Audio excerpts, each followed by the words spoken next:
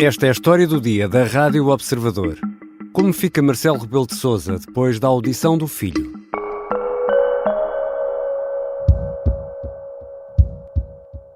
Sei que não tem querido comentar o caso do seu filho, está hoje no Parlamento a não responder. Acha que é bom para a democracia ir a uma comissão de inquérito e não responder a nada, mesmo aquilo que não está sob segredo? Eu, em relação ao Parlamento, nunca comento o que se passa lá. Portanto, nas intervenções em plenário, nas intervenções em comissão, entendo que a separação de poderes leva e deve levar o Presidente da República a não comentar o que Mas não seria importante para o esclarecimento? Portanto, não posso comentar. Questionado pela CNN, na tarde de quarta-feira, Marcelo Rebelo de Sousa não quis comentar a audição do filho na Comissão Parlamentar de Inquérito ao caso das gêmeas. Nuno Rebelo de Sousa não respondeu às perguntas e, por mais do que uma vez, foi criticado pelos deputados por arrastar o nome do pai e, sobretudo, o cargo de Presidente da República para uma situação pantanosa. E como fica o Presidente depois desta audição do filho no Parlamento? É uma das perguntas para Rui Pedro Antunes, editor de política do Observador, com quem vou conversar. Eu sou o Ricardo Conceição e esta é a história do dia, de quinta-feira, 4 de julho.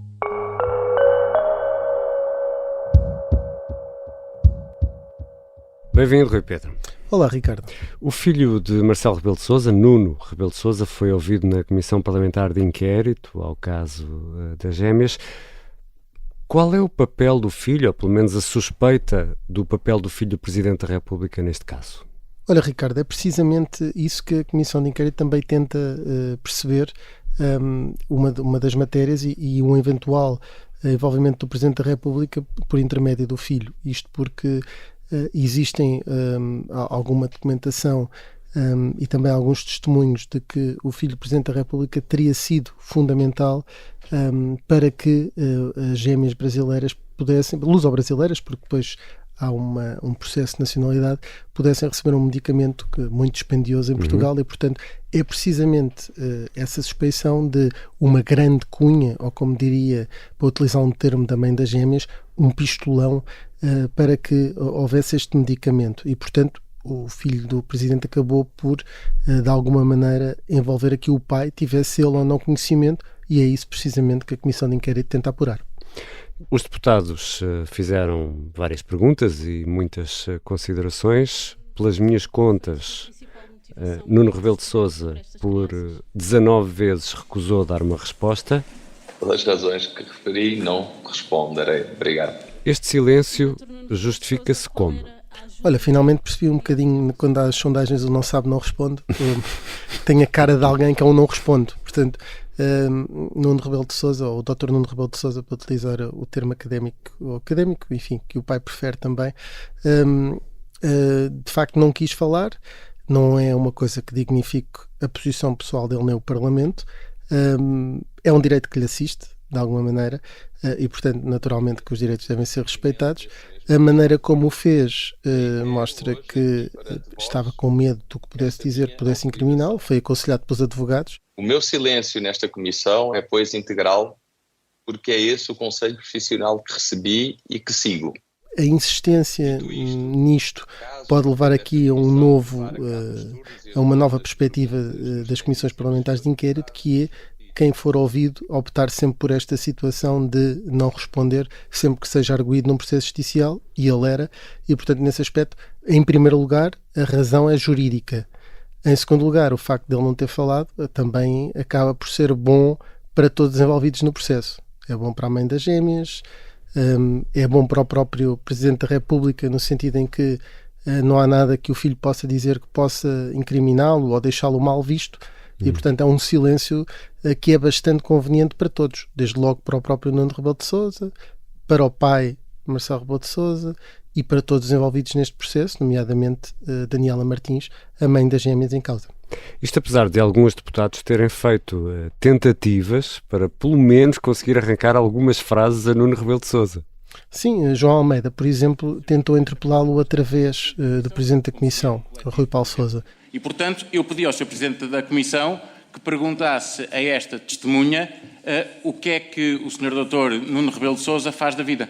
primeiro fez um enquadramento jurídico a dizer, bom, mas tem que falar na sua biografia, fazer uma pequena apresentação, diga-me onde é que trabalha, e depois à boleia disso tentou fazer outras questões. É essa questão onde Rebelo de Sousa respondeu, foi talvez a única. Meu nome é Nuno Mota Veiga Rebelo de Sousa, português, resido no Brasil há 15 anos agora, na rua Professor Luciano Gualberto 364, em São Paulo, e atualmente sou diretor da EDP Brasil. Depois questionado, ou uma insistência para se trabalhava para outra entidade, ele disse claramente que não, e tirando isso não disse mais nada.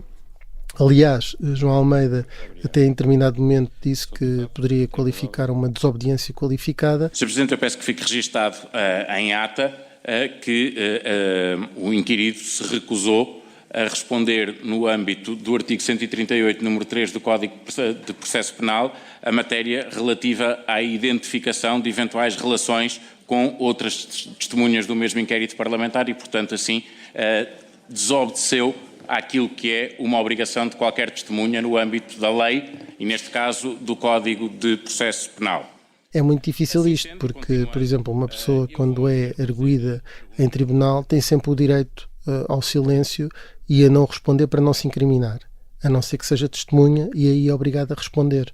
Portanto, isto cria aqui um eventual conflito jurídico que deverá ser eventualmente difícil de provar esta desobediência. Coisa diferente era-se, como ele chegou a dizer, que não iria sequer à Comissão de Inquérito. Aliás, isto não é novo. O advogado da mãe das gêmeas optou basicamente pelo mesmo, mas aí eu posso dizer que Nuno Rebelo de Sousa teve mais alguma dignidade e respeito pelo Parlamento, porque o advogado da mãe das gêmeas fez antes uma introdução de alguma forma a criticar o sistema português, a política portuguesa, a própria Comissão de Inquérito. Pelo menos o filho do Presidente da República absteve-se de fazer esse tipo de intervenção inicial. E isso acabou por, de alguma forma, ser só mais uma pessoa que foi lá a dizer que não fala. Não lhe fica bem, como também não fica bem depois a maneira como os deputados acabaram por reagir a isto. Antes, aproveito para lhe contar uma história. A história daquilo que nós podíamos chamar o Robin dos Bosques da Solidariedade, porque de onde resulta até agora todos os factos que nós assistimos foi uma manifestação sucessiva de altruísmo, bondade e solidariedade em busca de soluções para terceiros. E Nuno Rebelo de Sousa pode ser chamado outra vez pela Comissão? Sim, do ponto de vista formal ele pode ser chamado de novo.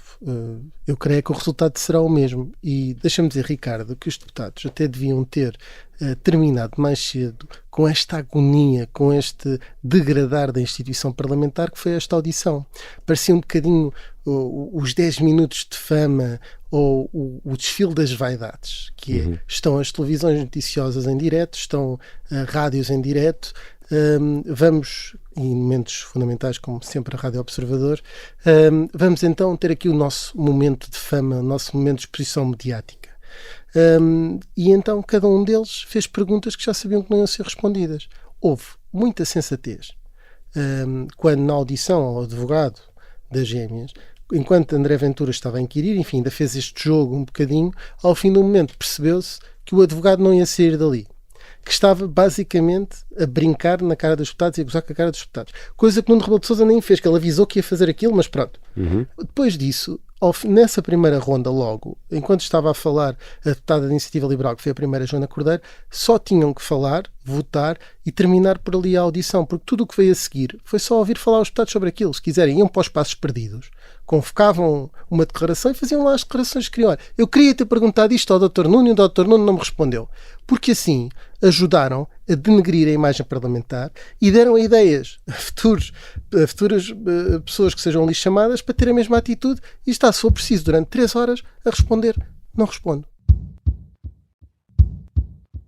Já voltamos à conversa com o Rui Pedro Antunes, editor de política do Observador, e afinal, que consequências poderá ter esta audição para o Presidente da República?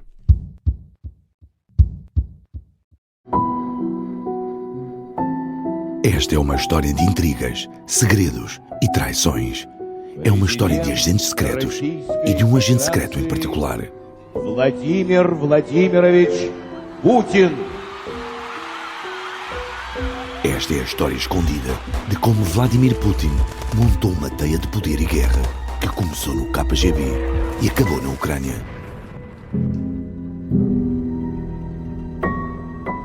Um espião no Kremlin é uma série para ouvir em 6 episódios e faz parte dos Podcast Plus do Observador. Estamos de regresso à conversa com o editor de política do Observador, Rui Pedro Antunes. Rui, vamos aqui ao plano político. Este é um caso de alegada cunha que atinge diretamente o Presidente da República. Sim, ainda bem que fizemos esta interrupção, porque já estava a subir o nível de indignação e assim posso de uma forma mais solene falar sobre a parte política. Mas é um caso de uma alegada cunha, e essa será difícil de provar o envolvimento do Presidente da República, pelo menos por aquilo que temos visto até agora. Eu recordo que António Lacerda Salles disse: nunca falei com o Presidente da República. Recordo que a mãe das gêmeas, Daniela Martins, disse: não conheço sequer o Sr. Presidente da República, e aproveito para lhe pedir desculpa publicamente por estar envolvido nisto. Depois contou ali uma história da carochinha, para quem quiser acreditar, de que começou a ouvir no Santa Maria, que estava ali a mando do Presidente, e que até foi com alguma vaidade que falava nisso. Enfim, houve ali um pecado capital qualquer que ela cometeu, e portanto, nesse aspecto, olhando para aquilo que podiam ser as conclusões se a Comissão de Inquérito terminasse agora, o Presidente estava, permite-me usar esta expressão, safo. Eu acho que António Lévi Gomes, da pediatria do Hospital de Santa Maria, pode, de alguma maneira, fazer uma pequena exposição que não vai ser boa para o Presidente da República. Pode, de alguma maneira, tentar envolvê-lo ele diretamente. Mas até agora, porque sabe, neste momento, o Presidente não é afetado diretamente pela questão da cunha. Agora, efeitos políticos, desgaste político, sem dúvida que o Presidente da República é afetado diretamente. O governo anterior também não escapa no meio disto tudo, não é? Nomeadamente Lacerda Salles. Sim, esse para já é o principal afetado. Nomeadamente já é arguido e há coisas muito mal explicadas. Já foi apanhado em falta com declarações que não correspondiam exatamente ao que aconteceu, e essa opacidade, mesmo que venha tudo a ser arquivado contra ele, já não lhe sai da pele. Eu não queria dizer que o futuro político de António Lacerda Salles acabou, porque os políticos têm muitas vidas. Os gatos têm 7, Pedro Santana Lopes tem 42, não é? Portanto, na política há políticos a provar-nos várias vezes que têm várias vidas, mas Lacerda Salles tem aqui uma situação complicada, e portanto foi claramente um dos danos não colaterais, mas diretos desta história. E alguém, do ponto de vista político, pode ganhar pontos com esta história, com esta suspeita? Basta olhar para o proponente da Comissão de Inquérito de forma protestativa. André Ventura consegue tirar dividendos desta história, naturalmente, ao querer provar que isto é um país de cunhas, de favorecimentos, de nepotismo, que até o Presidente da República acaba por estar envolvido numa nebulosa com isto, que o regime se protege. PS e PST são muitas vezes forçados a travar intenções do Chega de ouvir pessoas. Ter que forçar esta comissão de forma protestativa dá a imagem que André Ventura quer, que ele é o Dom Quixote da verdade, que vai contra este regime que está podre, com cunhas, e portanto dividendos políticos há certamente para André Ventura. Daí que ele, com a habilidade política que se conhece, com a inteligência política e que normalmente tem, percebeu que esta comissão era um ponto para ele ganhar pontos. Era uma boa ocasião para isso. Mas olhando para a comissão e para as perguntas e para a forma como os deputados estão, no fundo, tirando problemas em escolher este ou outro para depor, algum nome que levanta mais dúvidas, todos eles parecem muito empenhados. Ou seja, também cavalgam esta onda? Sim, de alguma maneira, nas comissões de inquérito todos tentam passar uma imagem de imparcialidade. O bom exemplo disto, o deputado João Paulo Correia, que eu lamento dizer isto, mas estava muito mal preparado e não tinha ouvido a anterior audição, não ouviu algo que a deputada Joana Cordeiro tinha acabado de dizer. Naquele nível, exige que o PS tenha alguém bem preparado que ele tem certamente competência para isso, já deu provas na Comissão de Orçamento, etc., que tem competência para isso, não se preparou e não deu uma boa imagem também daquilo que era a posição do Partido Socialista. Mas há um ponto fundamental, que é quando Augusto Santos Silva, relativamente à chamada Augusto Santos Silva, por exemplo, ele manifesta-se contra, mas não vota contra, ou seja, critica aquela chamada, diz que não, acaba por se abster. Portanto, os partidos têm um grande esforço sempre, mesmo que seja pela cor política deles, ou mesmo o PSD chamar pessoas que podem eventualmente prejudicar Marcelo Rebelo de Sousa, também está a acontecer. E, portanto, os partidos aqui querem mostrar a sua independência relativamente à sua família política. Se me perguntares se protegem as pessoas da sua família política ao longo da Comissão de Inquérito, sem dúvida. Mas também têm muito esta vertente de estamos aqui ao serviço do povo e muitas vezes até é útil votarem ao lado dessas audições propostas, porque já não tinham força para as travar e assim mostram que também estão dentro, também são dos que querem a verdade. E Marcelo Rebelo de Sousa diz que não comenta questões que vêm do Parlamento, seria uma ingerência do Presidente da República nos trabalhos do Parlamento. Apesar das explicações já dadas, podemos dizer que de uma forma um pouco popularucha, que da fama já não se livra, e em que medida é que isto pode condicionar Marcelo Rebelo de Sousa, o Presidente? Olha, Ricardo, eu acho que ele de facto não devia falar neste momento, mas também não teve grandes problemas em convocar a imprensa para uma sala dos fundos de Belém para explicar o caso e, portanto, naturalmente que se houver alguma coisa que o envolva, ele que não tem que depor na Comissão de Inquérito, a não ser ter a prerrogativa de depor por escrito, tem que justificar se era um facto grave relativamente a ele. E, portanto, ele diz que não fala quando não há novidade, mas se houver novidade, eu acho que o Presidente da República tem que falar e não se pode escudar nesta questão da separação de poderes. Ele não está a mandar no Parlamento, ele se estivesse a dizer eu sou contra os trabalhos, sou contra que se chame pessoa X, ele aí está de alguma forma a falar sobre a gestão do outro órgão de soberania e pode ser acusado de não estar a respeitar essa separação de poderes. Se alguém disser assim, o Presidente falou comigo e disse-me tens que dar este medicamento àquela pessoa X, ele tem o dever perante o país de explicar, ainda por cima uma pessoa idónea, com um discurso coerente, com provas, tem mesmo que dar declarações. Agora, deixa-me dizer uma coisa, Ricardo, que é o Presidente da República não terá daqui um processo que legalmente seja contra ele em princípio. Isso não me parece que seja possível. Também não me parece, mesmo que fosse depois do cargo, também não me parece que haja nenhuma condição, porque não há isso na nossa legislação, de um impeachment. Portanto, essa parte de consequência não existe. A consequência que pode existir para ele é política de perder autoridade, perder força no magistério de influência e perder uma coisa que para ele é muito importante e é o grande mote deste mandato dele, que é a defesa do seu próprio legado.